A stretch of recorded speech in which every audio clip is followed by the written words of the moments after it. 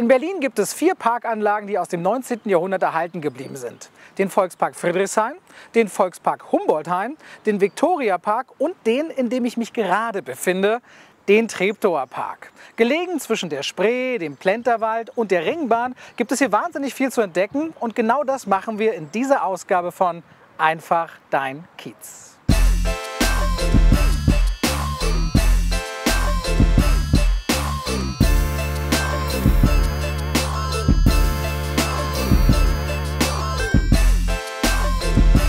Natürlich kann man im Treptower Park schön spazieren gehen, auf großen Wiesen liegen oder einfach nur spielen. Aber der Park und besonders der Uferbereich bietet noch so viel mehr. Im Treptower Hafen starten täglich Ausflugschiffe. Wer aber selbst aktiv werden will, kann sich einfach ein Tretboot oder ein Kajak ausleihen. Und auf der Insel der Jugend gibt es nicht nur einen der schönsten Biergärten der Stadt, sondern auch regelmäßig Kulturprogramm. Die Arche 0 Sternwarte beheimatet das längste bewegliche Linsenfernrohr der Welt, ein Museum und ein Planetarium. Im historischen Hörsaal hat niemand Geringeres als Albert Einstein vor über 100 Jahren seinen ersten öffentlichen Vortrag gehalten über, natürlich, die Relativitätstheorie. Über 20 Millionen Menschen aus der Sowjetunion, Soldaten und Zivilisten, sind im Zweiten Weltkrieg ums Leben gekommen. Das sowjetische Ehrenmal erinnert an sie und vor allem an die Schlacht um Berlin im Frühjahr 1945, bei der rund 80.000 Soldaten der Roten Armee getötet wurden. 7.000 von ihnen sind hier beerdigt. Im Süden vom Treptower Park befindet sich der Mo-Space und mittlerweile haben sich hier nicht nur viele Startups angesiedelt, es gibt auch Musik- und Community-Events sowie Demokratieprojekte für Menschen, die etwas verändern wollen. Und genau einen solchen treffe ich jetzt, nämlich Felix Friedrich von Buzzard. Felix, schön, dass wir hier sein dürfen. Vielen Dank. Du bist Mitbegründer von Buzzard. Was war denn die Motivation dahinter, das Unternehmen zu gründen? Ja, unsere Motivation ist, die Gesellschaft ein Stück weit mehr zusammenzubringen. Gerade aktuell, wenn du dir die Diskurse anschaust, die Diskussionen, die sind teilweise schon ganz schön vergiftet und machen uns persönlich ganz schön große Sorgen. Wir wollen dazu beitragen, einen Überblick zu bekommen, verschiedene Argumente, verschiedene Meinungen leichter mitzubekommen, um hoffentlich auch ein bisschen mehr ins Konstruktive zu gehen, konstruktive Lösungen in dieser Gesellschaft zu entwickeln. Stellt sich die Frage, braucht es dann jemanden, der das kuratiert und für einen einordnet? Der Ansatz von Buzzard ist übrigens, Buzzard steht für den Bussard, der die Vogelperspektive hat, also Übersicht vermitteln soll, mal rauszugehen aus dieser Masse an Informationen, wo man gar keinen Durchblick mehr hat. Und die Idee ist genau, verschiedene Stimmen zu zeigen von unterschiedlichen Medien, aller politischen Couleur, außer natürlich die extremistischen Medienstimmen, die kommen bei uns auch nicht vor. Was genau ist denn das Angebot von Buzzard und für wen macht ihr das? Habt ihr eine spezielle Zielgruppe?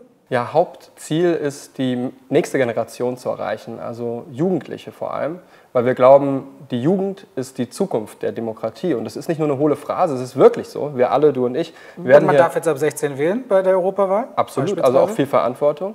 Und wir werden hier noch Jahrzehnte miteinander zusammenleben. Insofern richten wir uns an Schulen und versuchen dort im Unterricht Buzzard auch als Tool einzubringen, wird auch viel eingesetzt bereits, um dann breite Diskussionen zu haben, pro, contra, zum Beispiel zu den Waffenlieferungen an die Ukraine oder auch zum Israel-Gaza-Konflikt, da die verschiedenen Konfliktseiten auch zu verstehen. Muss ich jetzt zur Schule gehen, wenn ich Buzzard verwenden möchte? Nein, auf jeden Fall. Du musst nicht mehr zurück zur Schulbank. Ja.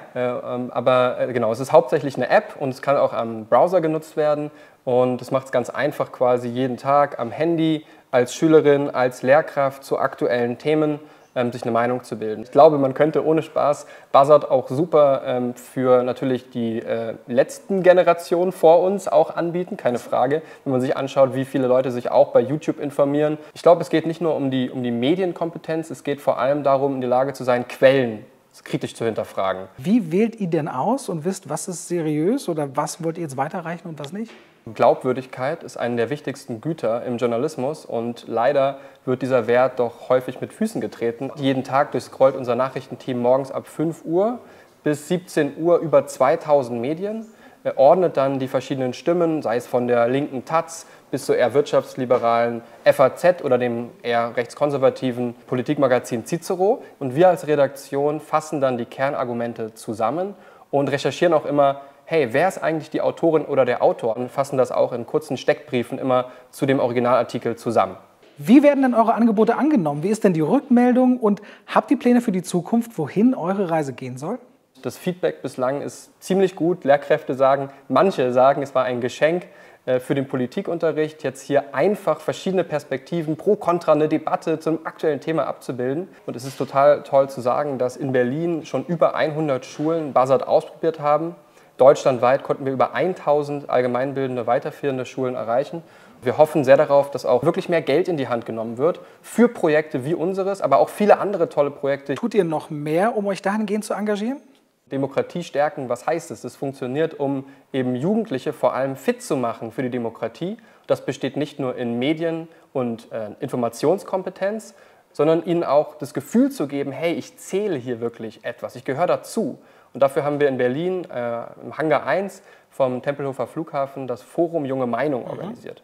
Und da ging es um Partizipation von Jugendlichen, die haben ihre Perspektive geteilt, war so spannend und bereichernd. Ich kriege jetzt schon wieder Gänsehaut, wenn ich daran denke, dass sie das Gefühl hatten, ihnen wird zugehört zum Thema Armut trotz Reichtum, wie kann das sein? Und Entscheidungsträger, auch teilweise Politiker, haben zugehört und versuchen jetzt, die junge Perspektive mehr auch in die Politik zu tragen. Ihr seid hier am Treptower Park ansässig. Das politische Berlin ist ein paar Kilometer weg, wo viele andere Redaktionen sind. Warum seid ihr aber hier? Wir haben hier so ein bisschen einen Ruhepol und das finde ich auch ganz wichtig und auch gut, nicht unbedingt mit dem politischen Berlin und der Hauptstadt so stark verbunden zu sein, sodass man auch ein bisschen, ne, wie der Bussard eben tatsächlich auch Luft zum Atmen hat. Insofern für uns ist es gut, hier in Treptow zu sein. Wunderschöner Stadtteil, grün, nette Menschen. Ja, irgendwie ist es hier ein bisschen mehr das echte Berlin als da im Bundestag Hauptstadtzentrum. Danke für dieses Engagement, für die Leidenschaft. Wir drücken euch natürlich weiterhin die Daumen und danke, dass wir bei Buzzard reinschauen durften. Dankeschön, Felix. Dankeschön, schön, dass ihr da wart. Als der Treptower Park angelegt wurde, also Ende des 19. Jahrhunderts, da wurden hier noch Badewannen hergestellt. Von der Firma Moosdorf und Hochhäusler, daher auch der Name Moospace.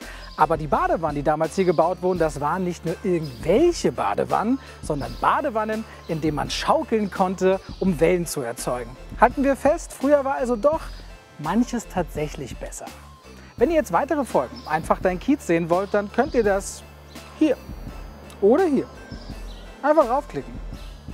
Da oder da.